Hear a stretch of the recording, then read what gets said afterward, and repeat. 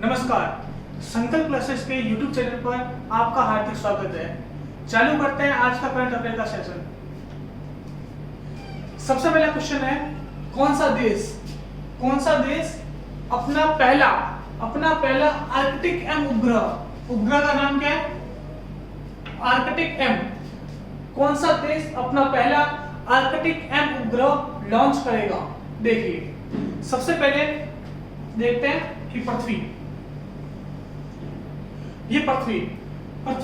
पर से सबसे पहले जो लाइन निकलती है ये होती है 0 डिग्री, जिसे अपन क्या बोलते हैं? भूमध्य रेखा। ठीक है, ये कौन सी लाइन है? ये है भूमध्य रेखा।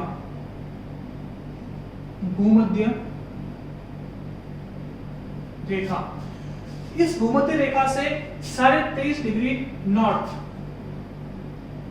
23.5 डिग्री नॉर्थ, जिसे अपन क्या बोलते हैं? कर्क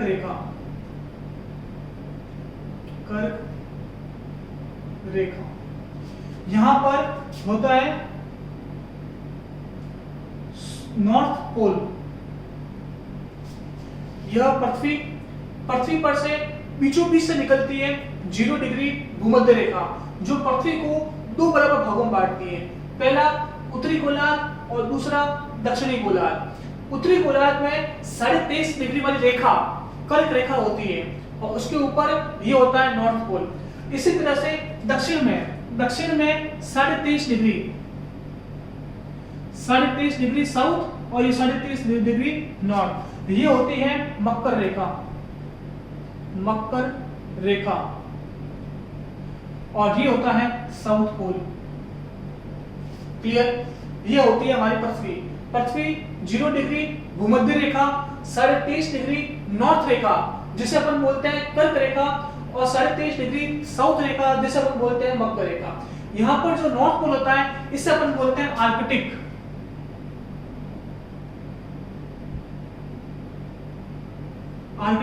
और ये जो साउथ पोल होता है इसे अपन बोलते हैं अंटार्कटिक।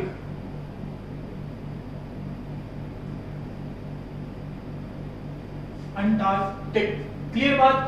अब क्या किया है रूस ने? इसका आंसर है रूस ने क्या किया है? एक उपग्रह लॉन्च किया है जिसका नाम है आर्कटिक एम। यह क्या करेगा? रिमोट सेंसिंग करेगा।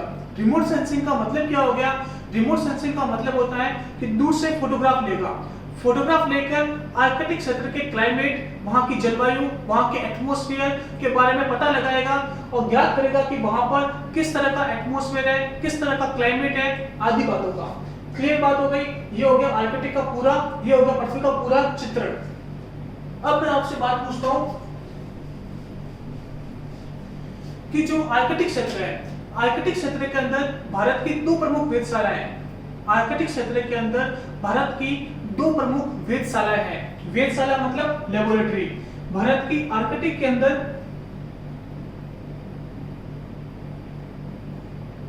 आर्कटिक के अंदर दो प्रमुख वेधशालाएं हैं। पहली है हिमाद्री। पहली कौन सी है? हिमाद्री और दूसरी है IND-ARC। क्लियर? आर्कटिक क्षेत्र के अंदर भारत की दो प्रमुख वेधशालाएं हैं। पहली है हिमाद्री और दूसरी है IND-ARC, मतलब इंडियन आर्कटिक। क्लियर? उसके बाद बात करता हूं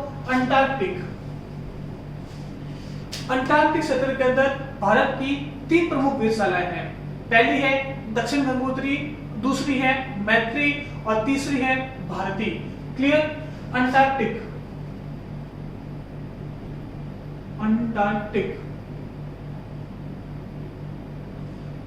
क्षेत्र के अंदर भारत की 3 प्रमुख वेधशालाएं कौन कौन सी? दक्षिण गंगोत्री, पहले है मैत्री, दूसरी है दक्षिण गंगोत्री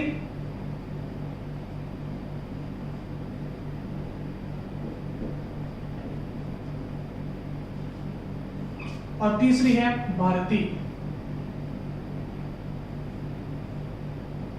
क्लियर?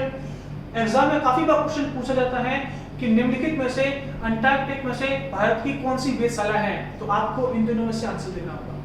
यहां तक सारी बात क्लियर है। अब चलते हैं इसके अगले क्वेश्चन की तरफ।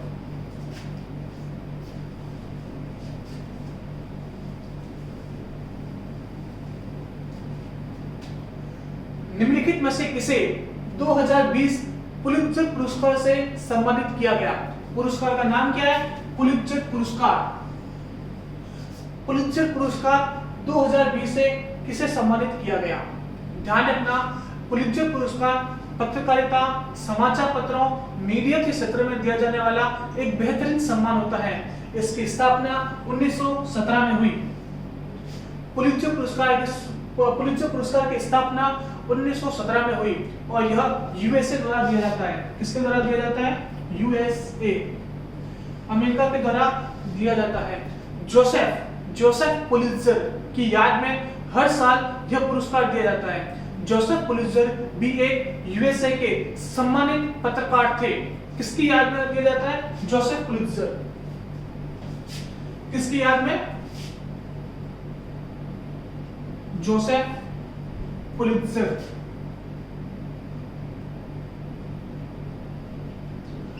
जोसेफ पुलित्जर की याद में यह हर साल यूएसए द्वारा दिया जाता है। इस साल 2020 का पुलित्जर सम्मान 3 भारतीयों को मिला है। वो 3 भारतीय हैं यार डासिन, मुख्तार खान और चुन्नी आनंद। इन तीनों को 2020 का पुलित्जर पुरस्कार मिला है। क्लियर? अब देखो, यार डासिन, मुख्तार खान और चुन्नी आनंद को पत्रकारिता के क्षेत्र में फोटोग्राफी करने के लिए, किसके लिए? फोटोग्राफी करने के लिए यह पुरस्कार दिया गया। फोटोग्राफी करने के लिए यह पुरस्कार दिया गया। अब उन्होंने कुछ ऐसे चित्रण किए जिससे जम्मू कश्मीर की लाइफ स्टाइल का दुनिया को पता चला। यार डासिन ने एक मिलिटेंट, एक आतंकवादी का पुलिस के वाहन पर पत्थर मारने वाली फोटो को कैप्चर किया। मुख्तार खान ने एक छोटी सी बच्ची का फोटो चित्रण किया और चुन्नी आनंद ने एक सुरक्षा बल के जवान का, जो घास के बीच में खड़ा होकर देश की सुरक्षा कर रहा है, उसका फोटो चित्रण किया। इस कारण यार डासिन, मुख्तार खान और चुन्नी आनंद को 2020 का पुलित्जर पुरस्कार से सम्मानित किया गया। चलते हैं अगले क्वेश्चन की तरफ।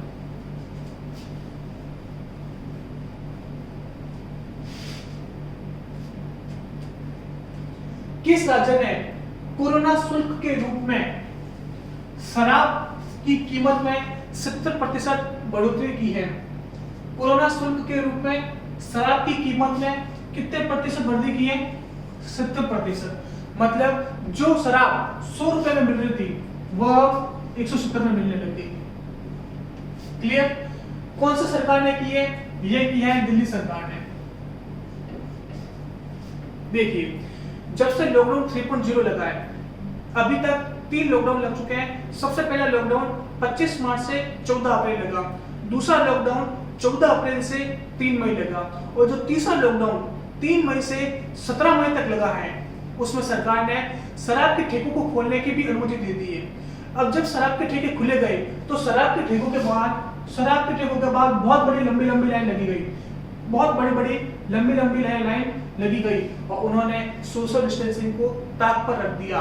सोशल डिस्टेंसिंग को ताक पर रखते हुए उन्होंने शराब के ठेकों के बाद बहुत लंबी बड़ी लाइन लगा दी। सरकार ने इसे देखते हुए शराब के मूल्य के रूप में 70% बढ़ोतरी कर दी। समझ में आया? किसने की है? दिल्ली सरकार ने की है। किसमें वृद्धि की है? शराब के मूल्य में वृद्धि की है। क्लियर? अब मैं बात करता हूं दिल्ली के मुख्यमंत्री कौन है? अरविंद केजरीवाल।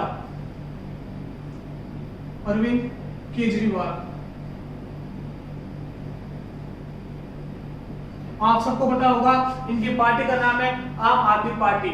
यहाँ के लेफ्टिनेंट गवर्नर, उपराज्यपाल,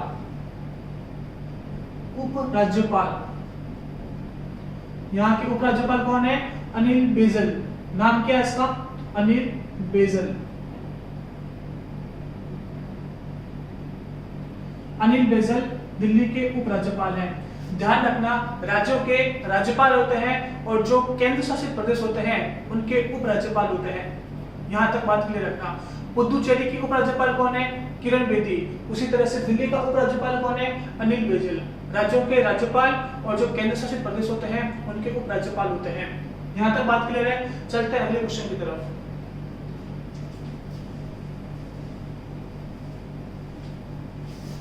विश्व मजदूर दिवस, विश्व मजदूर दिवस कब मनाया जाता है? विश्व मजदूर दिवस, ठीक है। ध्यान रखना कि मजदूर का हमारे देश और समाज में बहुत बड़ा योगदान है। छोटी से छोटी इंडस्ट्री से लेकर बड़े से बड़े कारखाने में मजदूर की बहुत महत्वपूर्ण भूमिका होती है। उनकी भूमिका के बिना कुछ भी कर पाना असंभव है। मजदूरों की इसी महत्ता को ध्यान में रखते हुए हर साल 1 मई को हर साल 1 मई को विश्व मजदूर दिवस मनाया जाता है। भारत में इसकी शुरुआत 1923 से हुई है।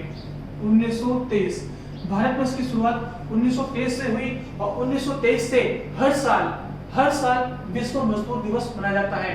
इस दिन विश्व मजदूर दिवस के दिन मजदूरों के लिए विभिन्न तरह की संगोष्ठियां, विभिन्न तरह के कॉन्फ्रेंस आयोजित होते हैं और यह डिसाइड किया जाता है कि हम किस तरह की पॉलिसी बनाएं, हम किस तरह की नीतियां बनाएं कि मजदूरों का हमारे देश में सर्वांगीण विकास हो सके।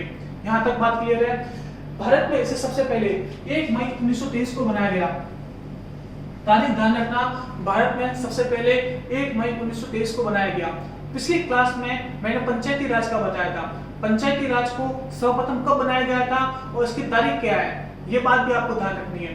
कोई भी दिन आता है कि वो दिवस कौन सा है, वह कब बनाया जाता है, इसकी शुरुआत कब हुई, किसने इसकी शुरुआत की, यह सब बातें भी आपको पता होनी चाहिए। मजदूर दिवस 1 मई 1923 को मनाया गया था सबसे पहली बार, और सबसे पहली बार इसे बनाया किसने था? वह सबसे पहली बार इसने बनाया था सिंगरावेलु चेटियार ने। नाम ध्यान रखना, सिंगरावेलु चेटियार जो एक नेता थे, लेबर किसान पार्टी के नेता थे सिंगरावेलु चेटियार। उन्होंने सबसे पहले विश्व मजदूर दिवस 1 मई 1923 को मनाया। यहां तक बात क्लियर है। चलते हैं अगले क्वेश्चन की तरफ।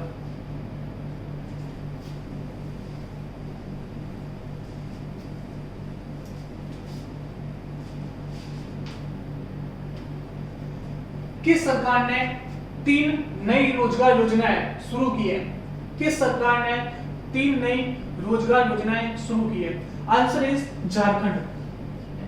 देखिए, अब इस कोरोना महामारी के दौरान एक डेटा निकल के आया। उसमें बताया गया कि झारखंड के अंदर जो बेरोजगारी की दर है वह लगभग 46% है। कितनी है? 46%। झारखंड के अंदर बेरोजगारी की दर 46% है, जो भारत के एवरेज, भारत का औसत जो बेरोजगारी दर है वह है 25%। 25% से कहीं ज्यादा है। वापिस समझना, झारखंड में जो बेरोजगारी की दर है वह है 46% और जो भारत में बेरोजगारी की दर है एवरेज वह है 25%, और इस 25% से काफी ज्यादा झारखंड की बेरोजगारी की दर है। इस बात को ध्यान में रखते हुए झारखंड सरकार ने 3 नई योजनाएं चालू की है। और 3 नई योजनाएं कौन कौन सी है? सबसे पहला है बिरसा हरित ग्राम योजना। क्या नाम है? बिरसा हरित ग्राम योजना। बिरसा मुंडा के नाम पर रखी गई योजना है बिरसा हरित ग्राम योजना। इसका उद्देश्य क्या है? इसमें सरकार ने कहा है कि आप जिस क्षेत्र में रहते हैं उसके आसपास पेड़ पौधे लगाओ, हरियाली लगाओ। हरियाली आप लगाओगे, उसका बदले में वेतन सरकार आपको देगी। क्लियर? किस बात की योजना है? पेड़ पौधे लगाने की योजना है। योजना का नाम क्या है? बिरसा हरित ग्राम योजना। पेड़ पौधे लगाने की एवज में आपको पारिश्रमिक मिलेगा सरकार से। यह योजना है बिरसा ग्राम हरित योजना। दूसरी योजना कौन सी है?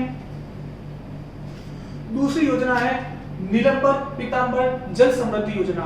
कौन सी योजना है? नीलंबर पीतांबर जल समृद्धि योजना। इसमें क्या कहा गया है सरकार ने? इसमें सरकार ने कहा है कि आप जल समृद्धि के लिए कार्य करें। जल समृद्धि के लिए कार्य मतलब आप कोई कुआं खोदें, आप कोई तालाब खोदें, आप कोई बावड़ी बनाएं। आप एक काम करोगे, उसके एवज में सरकार आपको पारिश्रमिक देगी, सरकार आपको वेतन देगी। यह है नीलंबर पीतांबर जल समृद्धि योजना। दूसरी योजना भी क्लियर हो गई। तीसरी योजना है वीर शहीद ओटो हो खेल। नाम ध्यान रखना, वीर शहीद ओटो हो खेल विकास योजना। अब इस योजना के अंदर क्या है? इस योजना के अंदर सरकार ने बोला है कि आप खेल का विकास करें। खेल के लिए विभिन्न तरह के मैदान बनवाए, खेल के लिए विभिन्न तरह की कार्यक्रम करवाए। इस कार्यक्रम को, इस मैदान बनवाने के लिए वेतन सरकार आपको देगी। क्लियर? तीनों योजनाएं क्लियर है आपको? कौन कौन सी योजनाएं? बिरसा हरित ग्राम योजना, नीलंबर पीतांबर जल समृद्धि योजना और तीसरा यहाँ वीर शहीद ओटो हो खेल योजना। क्लियर? 3 योजनाएं किसने लॉन्च की है? झारखंड ने लॉन्च की है। अब बात करते हैं झारखंड की। झारखंड की राजधानी रांची। दूसरा, झारखंड के सीएम जो मुख्यमंत्री हैं वह कौन है? हेमंत सोरेन। नाम क्या है? हेमंत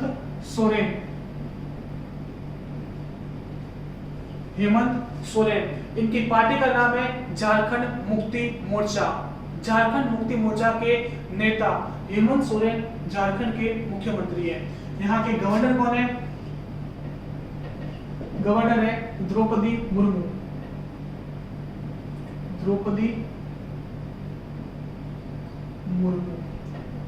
बात क्लियर है? क्वेश्चन समझ में आया उम्मीद करता हूं। चलते हैं अगले क्वेश्चन की तरफ।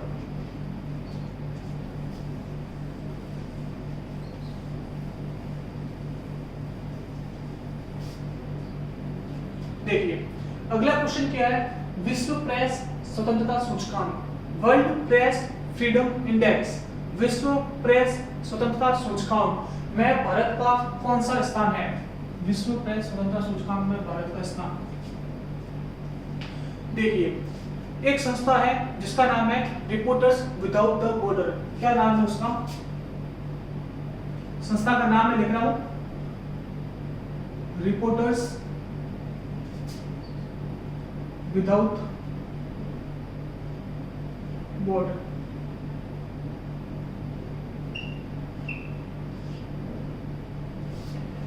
एक संस्था है उसका नाम है रिपोर्टर्स विदाउट द बॉर्डर। यह संस्था हर साल एक रिपोर्ट जारी करती है, एक सूचकांक जारी करती है, जिसमें वो बताती है कि किसी भी देश में पत्रकारिता को, समाचार पत्रों को कितनी स्वतंत्रता है, वह कितना खुलकर अपनी सरकार की नीतियों का विरोध कर सकते हैं। इस बात को ध्यान में रखते हुए विश्व प्रेस स्वतंत्रता सूचकांक जारी किया जाता है। जिस साल में यह जारी किया जाता है वह उससे 1 साल पहले का डेटा यूज करता है। जैसे मैं बात करता हूं 2020 में यह सूचकांक जारी किया गया, लेकिन इसके लिए सूचनाएं कहां से इकट्ठी की गई? 2019 में। जब 2021 में आएगा तो ये किस पर आधारित होगा? 2020 के डेटा पर आधारित होगा। यह बात ध्यान रखना। क्लियर? अब विश्व प्रेस स्वतंत्रता सूचकांक में भारत की स्थान कौन सा है? वह है भारत का स्थान 142 2020 में। 2020 विश्व प्रेस स्वतंत्रता सूचकांक में भारत का स्थान है 142। 2019 में कौन सा स्थान था? 2019 में स्थान था 140। 2019 में स्थान था 140, जो 1 साल बाद 2 पायदान नीचे गिर गया और अब स्थान हो गया इसका 142। अब इसका कारण क्या बताया गया? इसका कारण बताया गया कश्मीर इशू। भारत सरकार ने 31 अक्टूबर 2019 को कश्मीर से आर्टिकल 370 को हटाकर कश्मीर राज्य को 2 भागों में बांट दिया, जम्मू कश्मीर और लद्दाख, और उन्हें 2 केंद्र शासित प्रदेश घोषित कर दिया। अब इस जो प्रोसेस हुई इसमें विभिन्न पत्रकारों को, विभिन्न पत्रकार समाचार पत्रों को कश्मीर में जाने से प्रतिबंधित किया गया। इस कारण भारत 2 पायदान नीचे गिरकर 142 स्थान पर आ गया। इसमें 180 देशों को लिया गया। 180 में से भारत का स्थान है 142। बात क्लियर? अब आपके दिमाग में आएगा कि इसमें पहला स्थान किसका है? इसमें पहला स्थान है नॉर्वे का। पहला किसका स्थान है? फर्स्ट है नॉर्वे।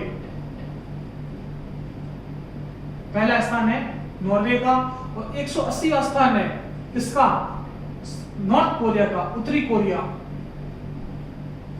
उत्तरी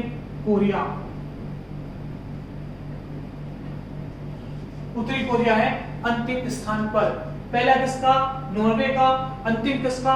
उत्तरी कोरिया का। बात करता हूं मैं उत्तरी कोरिया की बात मैंने कल की थी। अब आज बात करता हूं नॉर्वे की। नॉर्वे की राजधानी कौन सी है? ओस्लो। नॉर्वे की राजधानी ओस्लो। नॉर्वे की करेंसी है क्रोन। क्या करेंसी है? क्रोन। अब ध्यान रखना, ओस्लो वही सिटी है, ओस्लो वह शहर है जहां पर नोबेल शांति पुरस्कार दिया जाता है। बात क्लियर?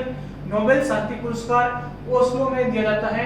इसके अलावा जो भी 5 शांति पुरस्कार और है, जैसे साहित्य का, फिजिक्स का, केमिस्ट्री का, मेडिसिन का, वो सब दिया जाता है स्टॉकहोम में। वापस बोलता हूं, नोबेल का शांति पुरस्कार ओस्लो में दिया जाता है। इसके अलावा जो नोबेल के अन्य 5 पुरस्कार हैं वह स्टॉकहोम में दिए जाते हैं। बात क्लियर? चलते हैं अगले क्वेश्चन की तरफ।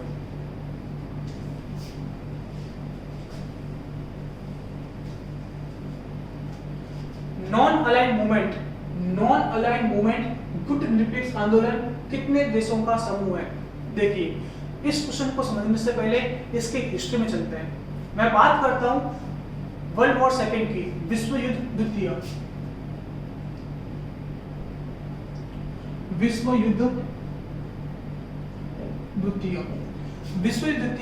1938 से 1944 तक चला। कब से कब तक चला? 1938 से 44 तक। लगभग 1944 तक यह युद्ध समाप्त होने की स्थिति में आ गया। जब यह युद्ध समाप्त हुआ तो पूरी दुनिया में दो प्रमुख शक्तियां बनकर उभरी। वो 2 शक्तियां कौन कौन सी थी? एक तो थी यूएस और दूसरी थी यूएसएसआर। क्लियर? कौन कौन सी 2 शक्तियां निकली?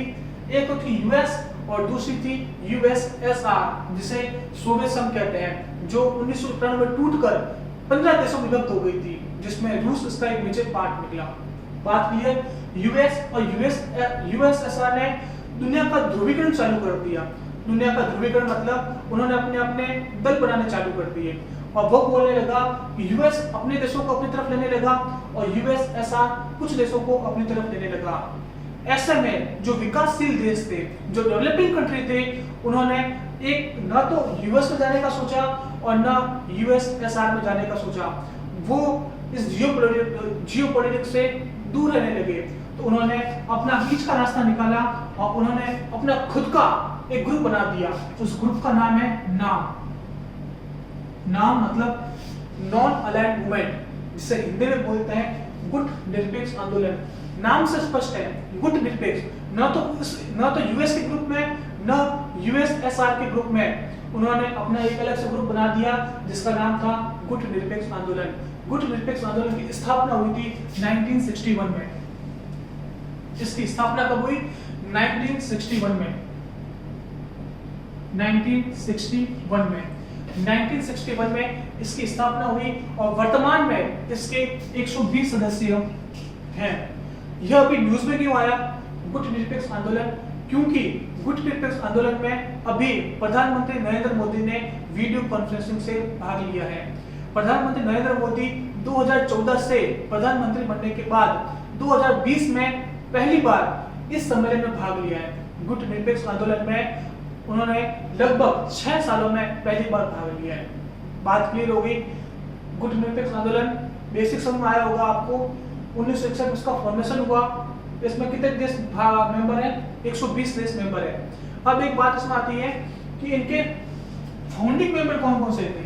फाउंडिंग मेंबर जिन्होंने इसकी स्थापना की, तो उसमें सबसे पहला नाम आता है यूगोस्लाविया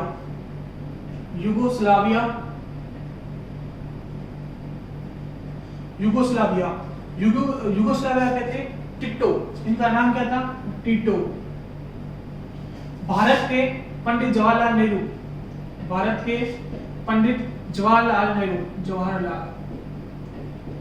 इसके अलावा इजिप्ट मतलब मिस्र के थे नासिर।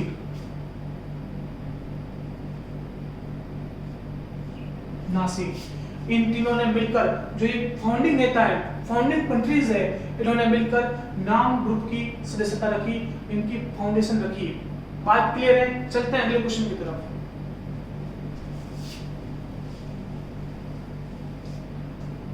ये बहुत इंपॉर्टेंट क्वेश्चन है। भारत सरकार ने कोरोना वायरस लॉकडाउन के कारण, किसके कारण? कोरोना वायरस लॉकडाउन के कारण विदेशों में फंसे हुए 14,800 भारतीय नागरिक को घर लाने के लिए कौन सा अभियान शुरू किया है? देखिए 14,800 तो सिर्फ फर्स्ट फेज में आ रहे हैं, इसका पहला चरण है जिसमें 14,800 आ रहे हैं। बाकी टोटल में 1,90,000 विदेशी भारतीयों को भारत लाए जाने की योजना है। कितने? 1,90,000 भारतीयों को भारत लाए जाने की योजना है। फर्स्ट चरण में कितने आ रहे हैं? 14,800। योजना का नाम क्या है? वंदे भारत मिशन। वंदे भारत मिशन। और यह ऐसा माना जा रहा है कि दुनिया का सबसे बड़ी एयरलिफ्ट होगी, दुनिया की सबसे बड़ी एयरलिफ्ट होगी, जिसमें कम से कम 18 से 20 देशों में भारत अपने विमान भेजेगा, हवाई जहाज से भी जाएंगे और समुद्री मार्गों से भी जाएंगे और अपने अपने भारतीयों को वापस अपने भारत देश लेके आएंगे। यहाँ तक बात क्लियर है?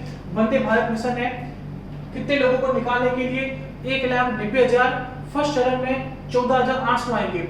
ऐसे कैसे ऑपरेशन मालदीव के लिए भारत ने किया है, जो मैंने आपको कल बताया था, उसका नाम ऑपरेशन समुद्र सेतु है। बात क्लियर है?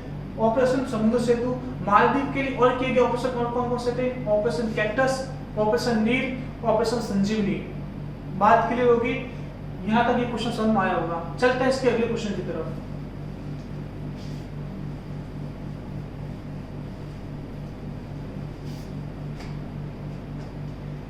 हाल ही में किस देश ने अपना रॉकेट लॉन्ग मार्च 5B लॉन्च किया है? रॉकेट का नाम लॉन्ग मार्च 5B। देखिए जैसे भारत के अपने रॉकेट होते हैं, भारत के रॉकेट कौन कौन से हैं? SLV, भारत का रॉकेट है SLV, सैटेलाइट लॉन्च व्हीकल। दूसरा है PSLV, polar satellite launch vehicle. तीसरा है GSLV, geosynchronous satellite launch vehicle. उसी तरह से चाइना का एक रॉकेट है, चाइना का रॉकेट का नाम क्या है? लॉन्ग मार्च 5B। बस आपको इतना सा ध्यान रखना है, चाइना के रॉकेट का नाम लॉन्ग मार्च 5B। भारत के रॉकेट का नाम कौन सा है? SLV, satellite launch vehicle. पूरे नाम भी ध्यान रख सकते हो आप, इनका नाम है satellite launch vehicle, satellite launch vehicle, satellite launch vehicle. इसका है पोलर, उसके बाद सैटेलाइट लॉन्च व्हीकल, और उसका है जियोसिंक्रोनस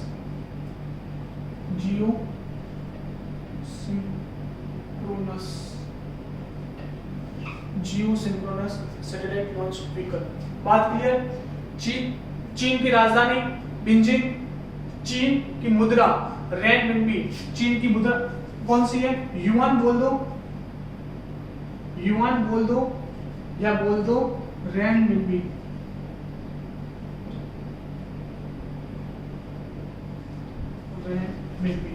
बात क्लियर? चलते हैं अगले स्लाइड पर।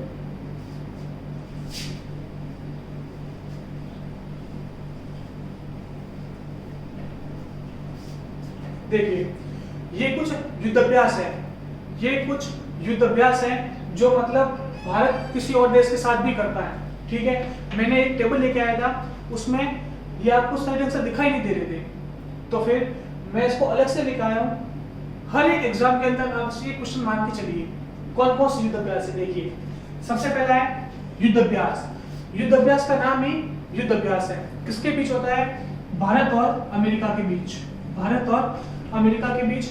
और यह आर्मी का एक्सरसाइज है, आर्मी, जिसमें भारत की आर्मी और अमेरिका की आर्मी भाग लेती है। दूसरी एक्यूमरीन कल मैंने भी आपको बताई थी, मालदीव के साथ, जिसका मतलब मालदीवी भाषा में मित्र होता है। 2009 से हर साल भारत और मालदीव की सेना, भारत की सेना और मालदीव की नेशनल डिफेंस फोर्स इसमें भाग लेती है। क्लियर? तीसरी मित्र शक्ति होती है भारत और श्रीलंका के बीच। नाम ध्यान रखना, भारत और श्रीलंका के बीच होती है मित्र शक्ति। अगला सूर्य किरण, भारत और नेपाल के बीच, भारत और नेपाल के बीच होती है सूर्य किरण। अगली हैंड इन हैंड, ये बहुत इंपॉर्टेंट क्वेश्चन है। Hand in hand hand in hand Bharat और चीन के बीच में होती है। यहाँ तक बात क्लियर है। मैं हर दिन 3-3 4-4 युद्ध अभ्यास लेके आता रहूंगा, जिससे आपके युद्ध अभ्यास 3-4 दिनों के अंदर पूरे हो जाएंगे। उम्मीद करता हूँ कि आपको ये वीडियो पसंद आया होगा। इसको ज्यादा से ज्यादा लोगों तक पहुंचाएं। इसको अपने ग्रुप में, व्हाट्सएप ग्रुप में, टेलीग्राम ग्रुप में शेयर करें, ताकि और भी लोग इसे देख सकें। अगर आपका कोई सजेशन हो तो नीचे कमेंट में जरूर बताएं। और आज के लिए इतना ही करते हैं, कल फिर मिलेंगे। धन्यवाद।